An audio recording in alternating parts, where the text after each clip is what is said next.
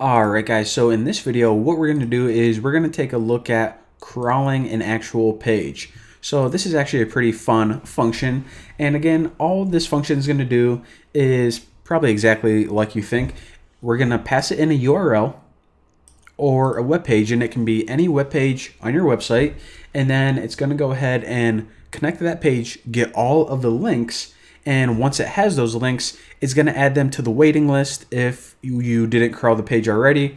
So once all of those links are in the waiting list and the page has been crawled, what it also needs to do is it needs to take that URL and add it to the crawled file. And that ensures that you aren't crawling the same page over and over and over again. So again, that's what it's going to be doing. And also, after all that's done, we need to update those data files, because whenever we create another spider, we need to make sure that it has an up-to-date copy of, the newest links, the most up-to-date links. So let's go ahead and get started. And this is also going to be a static method like before. And what did I name it? Crawl page. All right. So hold on, my freaking nose. I'm not even going to pause my video. I have this box of tissues by my computer. That sounded kind of weird, but I do, just because I have a runny nose all the time. And I actually have to split them in half lengthwise, because if I just try to stick the entire thing up my nostril, then I can't fit all the tissue in there. So yeah, I'm sure you guys wanted to know the details of how I get snot out of my nose. But anyways, whenever we crawl a page, we need to display, well, we don't need to, but it's good to display what page you're crawling to the user. So since this is a multi-threaded program, I'm going to say thread 2 currently crawling the forum homepage, thread 5 crawling the videos page, thread 1 crawling Bucky's profile, whatever. And it's always good to display something, because if they just boot up your program and it's just a black box with a cursor blinking, then they're going to be like, is this program running? Did my computer just freeze? Whatever. So make sure you display something. Might as well display what URL we're on. So the first one, like I said, is going to be the thread name. The first time it's actually just called first spider, but it's usually going to be the thread name. And the second one is just the page URL. Pretty sweet. So the first thing we're going to want to do inside this method is we just want to make sure that we didn't already crawl this page.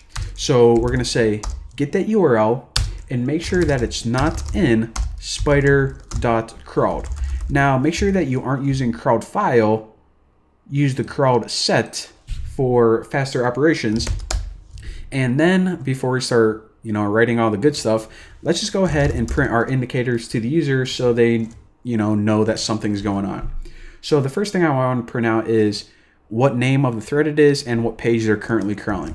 So the thread name, crawling page URL. So it's going to say thread 2 is, I'll say now crawling, the new Boston / index.php or whatever. Now I'm also going to print out some other cool stats. So I thought it would be a good idea to print out how many links were in the waiting list, and also how many links have already been crawled. So that way the user can boot up this program, go, to McDonald's or whatever, come back and be like, oh, so it already crawled 10,000 pages. That's pretty cool. So QUEUE. All right. So the amount of items in the waiting list is, we first need to convert it to a string, since it's going to be a number. We just need to get the length of spider.q. So this is our set. Get however many items are in it, and since that's going to be an integer value, just go ahead and convert it to a string. Simple enough. And now let me just do the same thing for crawled, and let me go ahead and separate it with a pipe symbol. Maybe I'll do it with a tab. Nah, pipe's good. Why are my fingers like sausage fingers today? So for crawled, we basically want to do the same thing. And spider.crawled. All right. So it's going to say Q 20 crawled 6, something like that. Come on, scroll bar. All right. So now we actually have to make the spider do something. And a lot of these functions we didn't create yet. So if we get a little issue, don't worry, we're going to be creating them in like the next 2 tutorials. So the first one is spider add links to queue. So I don't even need to explain what this is going to do. Once we retrieve a set of links, we're just going to want to add them to the waiting list. Now, where do we get those links from? Well, spider gather links is essentially what we're going to do there. And let me just throw this in and then I'll explain it. All right. So this is a function we're going to make to actually connect to a web page, and it's going to return a set of all of the links that it found on that web page.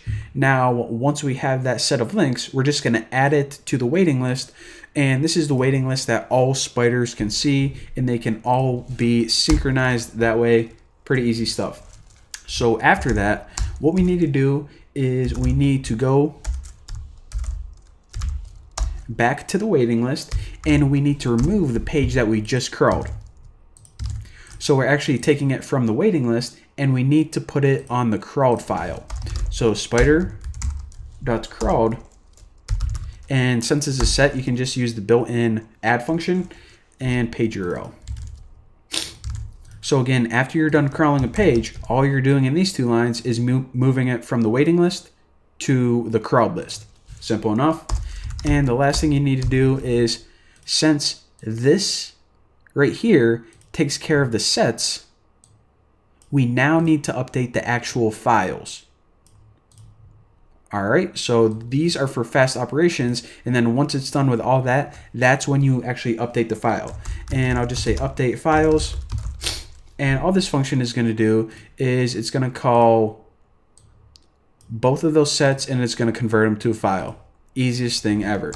So there you go. That is your crawled page. Make sure I'm not missing anything. All right. So in the next couple tutorials, we got 3 more functions to make. We first need to connect to a page, gather all the links, and again, if that sounds tough, 90% of the work is done for us right here. So it's going to be real quick. Once we have the links, we need to add them to the queue. Not that hard. We already have that set. And then we need to update files. We already got that function created as well. So it's going to be a piece of cake. So thank you guys. I will see you then.